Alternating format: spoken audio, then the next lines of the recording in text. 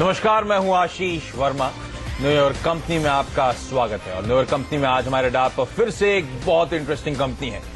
इस कंपनी ने result season की शुरुआत करी। आमतौर पर हर रिजल्ट सीजन में इनफैक्ट सबसे पहला नंबर इसी कंपनी का आता है। यह है गोवा कार्बन। एक मजबूत रिजल्ट्स आए, ऑपरेशनल परफॉर्मेंस स्टैंड आउट करती हुई नजर आई और आपको याद होगा कल स्टॉक में जबरदस्त हरकत देखने को मिली थी। इस कंपनी के बारे में, इन रिजल्ट्स के बारे में और आउटलुक के बारे में डिटेल में बातचीत करेंगे। हमारे साथ गोवा कार्बन के चेयरमैन श्रीनिवास डेम्पो साहब आज जुड़ेंगे, उनसे बातचीत होगी। लेकिन पहले इस वक्त की बड़ी खबरों पर एक नजर। कमजोर ग्लोबल संकेतों के चलते बाजार में गिरावट। निफ्टी 8,700 के नीचे, बैंक निफ्टी और मिड कैप्स भी दबाव में। सोलर पैनल और अन्य उपकरणों के उत्पादन के लिए सरकार जल्द लाएगी सोलर पॉलिसी। ऊर्जा मंत्री पीयूष गोयल ने किया वादा। सीएनबीसी आवाज एक्सक्लूसिव। ब्रोकरेज हाउस सीएलएसए का भारत फोर्ज पर भरोसा बढ़ा। लक्ष्य 655 रुपए से बढ़ाकर 1200 रुपए किया। करीब 1.5% चढ़ा शेयर। एंड्योरेंस टेक्नोलॉजीज का आईपीओ 12:30 बजे तक करीब 1.5 गुना भरा। इशू का आज आखिरी दिन। प्राइस बैंड 462 से 472 रुपए प्रति शेयर। और कच्चा तेल हुआ महंगा। ब्रेंट $52 के पार। अमेरिका में भंडार गिरने से कीमतों को सपोर्ट। इस हफ्ते 5% से ज्यादा की तेजी। और इससे पहले मैं मैनेजमेंट के साथ बातचीत की शुरुआत करूं, क्विकली इंडियन मार्केट्स का एक चेक ले लीजिए। हफ्ते का आखिरी कारोबारी सत्र है ये, और इस समय दबाव के साथ भारतीय बाजारों में कामकाज होता हुआ 0.5% से ज्यादा का प्रेशर ऑलमोस्ट दिन के लोज के आसपास भारतीय बाजार इस समय कामकाज करते हुए 87.23 आज दिन के हाईज थे। 87 के नीचे स्लिप ही नहीं हुए हम। अब तो इनफैक्ट हम 86.75 के लेवल्स पे, यानी कि ऑलमोस्ट ऊपरी स्तरों से 50 अंक नीचे इस समय भारतीय बाजार कामकाज करते हुए। क्यों ये नर्वसनेस, क्यों ये दबाव है? ग्लोबली भी आप देखेंगे इक्विटी मार्केट्स में कुछ बहुत ज्यादा मोमेंटम नहीं है। तमाम ट्रेडर्स साइड लाइन्स पर हैं, क्योंकि आज अमेरिका में सितंबर महीने की एम्प्लॉयमेंट रिपोर्ट आनी है। और रिपोर्ट बहुत इंपॉर्टेंट है, क्योंकि याद रखें लगातार अटकलें लगाई जा रही हैं कि यूएस में जल्द ब्याज दरें बढ़ने के सिलसिले की शुरुआत होगी और उस रिपोर्ट पे काफी हद तक दारोमदार होगा। इसीलिए वो नर्वसनेस आपको ग्लोबली देखने को मिलेगी।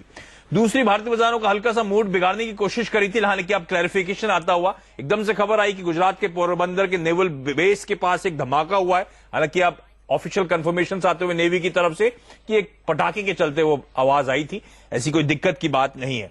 और एक और दिक्कत की बात है, ये एक तो वीकेंड के सामने खड़े हम, फ्राइडे का सेशन है, तो आमतौर पर वैसे ही थोड़ा सा ट्रेडर्स का पार्टिसिपेशन ठंडा रहता है, मुनाफा वसूली देखने को मिलती है। साथ साथ अगला हफ्ता एक बड़ा ट्रंकेटेड वीक होगा। आसान शब्दों में कारोबारी सत्र बहुत कम होने वाले हैं, क्योंकि मंगलवार और बुधवार को स्टॉक मार्केट की हॉलिडे है। मंगलवार को दशहरा के चलते और बुधवार को मुहर्रम के चलते ये छुट्टी होने वाली। तो सिर्फ 3 कारोबारी सत्र होंगे अगले हफ्ते। तो उससे पहले भी बहुत ज्यादा एक्टिविटी, बहुत ज्यादा पार्टिसिपेशन ट्रेडर्स की तरफ से देखने को नहीं मिल रहा है, और इसीलिए दिन के लोज पे इस समय कामकाज। अच्छा, मिड कैप्स और स्मॉल कैप्स भी इस समय लाल निशान में कामकाज करते हुए, मिड कैप्स भी 0.5% या उससे थोड़े ज्यादा प्रेशर के साथ कामकाज कर रहे हैं। ये पॉकेट्स भी दिन के लोज पे पहुंच गई हैं। मार्केट ब्रेथ वीक है और इनफैक्ट थोड़ा सा दिन के सबसे वीकेस्ट लेवल पे पहुंच गया है। हर 2 बढ़ने वालों के सामने 3 स्टॉक्स हैं जो कमजोरी के साथ इस समय कामकाज करते हुए आपकी स्क्रीन पे रेशियो आता हुआ। सिर्फ मेटल्स एक ऐसी पॉकेट है जो फ्लैटिश कामकाज कर रही है, प्रेशर नहीं है। अदरवाइज बाकी अक्रॉस सेक्टर्स आज दबाव के साथ कामकाज होता हुआ नजर आएगा। दबाव ज्यादा है आईटी पर, और आईटी पे तो शायद इस बात का भी प्रेशर होगा, क्योंकि हम जब वापस ट्रेड के लिए लौटेंगे सोमवार को, तो सोमवार की अर्ली मॉर्निंग यानी कि सुबह सुबह यूएस प्रेसिडेंशियल नॉमिनीज के डिबेट हो रहे हैं। वो डिबेट नंबर 2 हिलरी क्लिंटन और डोनाल्ड ट्रंप साहब के बीच में होना है सोमवार को अर्ली मॉर्निंग 6:30 बजे इंडियन टाइम के हिसाब से। तो उससे पहले वापस नर्वसनेस है। पिछली बार ट्रंप साहब के स्टेटमेंट से वैसे ही डर गया था बाजार, आईटी कंपनीज के लिए दिक्कत वाले स्टेटमेंट्स आए थे, तो प्रेसिडेंशियल डिबेट से पहले शायद प्रेशर और गिराता हुआ। और ऑयल एंड गैस में अच्छा मोमेंटम था इस हफ्ते, तो उस पॉकेट में मुनाफा वसूली देखने को मिल रही है। चलिए, बाजार पे कुछ भी इंटरेस्टिंग होगा तो मैं वापस लौटूंगा, लेकिन अब फोकस करते हैं आज की टॉप कंपनी पर। वो है गोवा कार्बन, और इस कंपनी के चेयरमैन श्रीनिवास डेम्पो साहब मेरे साथ जुड़े हैं। डेम्पो साहब, बहुत बहुत धन्यवाद सीएनबीसी आवाज के लिए वक्त निकालने के लिए। ये मैं पढ़ रहा था इस कंपनी के बारे में, कैल्साइंट पेट्रोलियम कोक, कई लोग इसे सीपीसी के नाम से जानते हैं, उसे मैन्युफैक्चर करने और उसे मार्केट करने का काम है। अच्छा, पहले तो डेम्पो साहब, क्योंकि हम लोग की पहली बार चर्चा हो रही है शो के दौरान, तो मैं पहले आपसे समझना चाहूंगा ये जो सीपीसी है, कैल्साइंट पेट्रोलियम कोक है, दरअसल है क्या, इसका एंड यूज क्या होता है, और ये कंपनी गोवा कार्बन का कामकाज क्या है? Calcined petroleum coke is really a material that is used for anode making. In the CP coke business, that is the anodes which are used in the aluminum smelters to convert alumina into aluminium. So this product is mainly used. Almost 70% of the calcined petroleum coke goes into aluminum smelters. The rest of it goes also, some of it goes to titanium dioxide industries and also in steel foundries as a recarburizer. अच्छा डेम्पो साहब, मुझे पता नहीं, आप मुझे समझ तो पा रहे हैं, ऑब्वियस है, मुझे पता नहीं आप हिंदी बोलने में कितने कंफर्टेबल हैं, लेकिन जितना आप हिंदी बोलेंगे सर, मुझसे और मेरे दर्शकों से ज्यादा कनेक्ट कर पाएंगे, हम ज्यादा समझ पाएंगे सर आपको। अच्छा, तो बेसिकली एल्यूमिनियम मैन्युफैक्चरिंग के प्रोसेस में इस कैल्साइंट पेट्रोलियम कोक का इस्तेमाल होता है, सीपीसी का इस्तेमाल होता है। ये सीपीसी के अलावा कोई और कमर्शियली भी वायबल ऑल्टरनेटिव होता है, या फिर एल्यूमिनियम प्रोसेसिंग के लिए, स्मेल्टरिंग के लिए इसकी जरूरत पड़ती ही पड़ती है? सब रिसर्च बहुत हुए हैं और ऑल्टरनेटिव सब्स्टिट्यूट प्रोडक्ट भी ऐसा रिसर्च इंस्टीट्यूट्स बोल रहे हैं कि कोशिश कर रहे हैं वो लाने के लिए, लेकिन अभी तक सीपी कोक का कोई ऑल्टरनेटिव नहीं है एल्यूमिनियम इंडस्ट्री को। तो ये एक बहुत महत्वपूर्ण कमोडिटी है एल्यूमिनियम स्मेल्टर्स को एनोड मेकिंग के लिए, जो एनोड्स एल्यूमिना से एल्यूमिनियम कन्वर्जन के लिए बहुत महत्व है। तो ये जो आपकी कंपनी है गोवा कार्बन, ये क्या सिर्फ डोमेस्टिक मार्केट में तमाम एल्यूमिनियम मैन्युफैक्चरर्स या बाकी कॉन्स्टिट्यूएंट्स को सप्लाई करने का काम करती है, या फिर आप एक्सपोर्ट मार्केट को भी केटर करते हैं? और अदरवाइज फिर अगर एक्सपोर्ट मार्केट को केटर करते हैं तो रेवेन्यू मिक्स क्या है, कितना एक्सपोर्ट से आता है, कितना डोमेस्टिक मार्केट से आपको कंट्रीब्यूशन आता है सर? 5-6 साल पहले तो बहुत एक्सपोर्ट होता था, लेकिन अब ज्यादातर activity, economic activity aluminium smelters में ज्यादातर चाइना और इंडिया में है।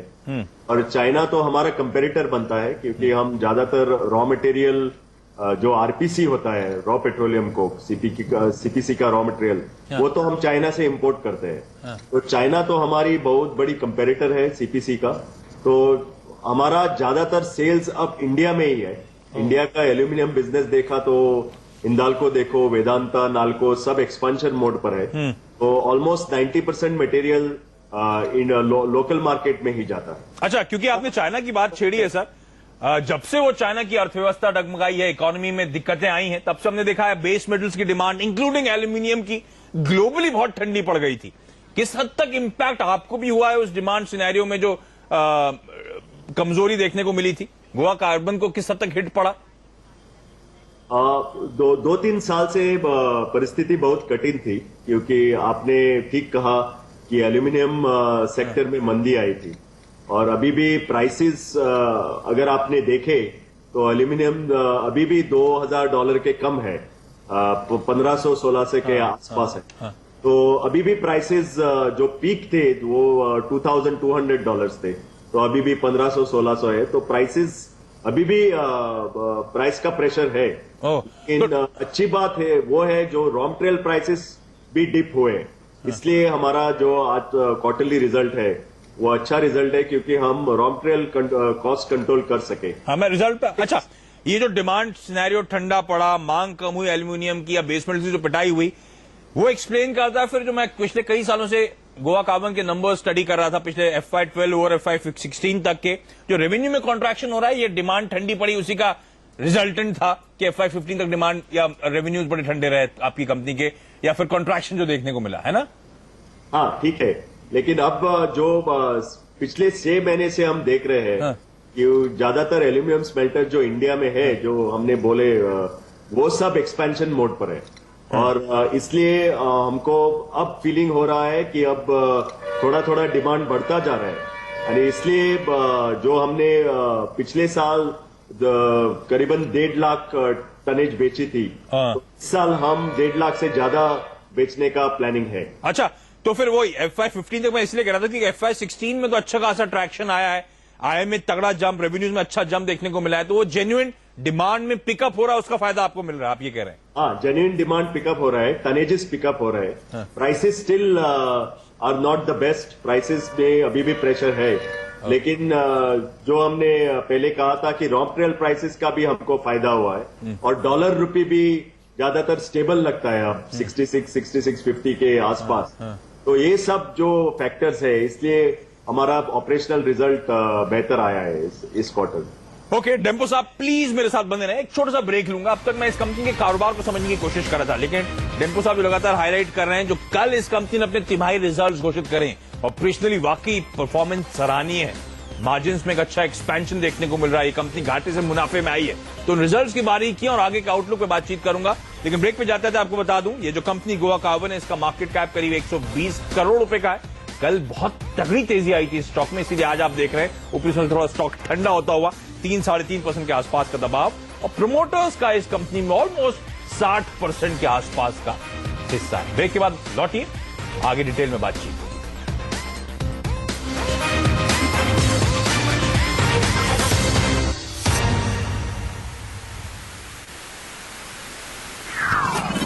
Intex Aqua Smartphone presents Top Stocks of the Day.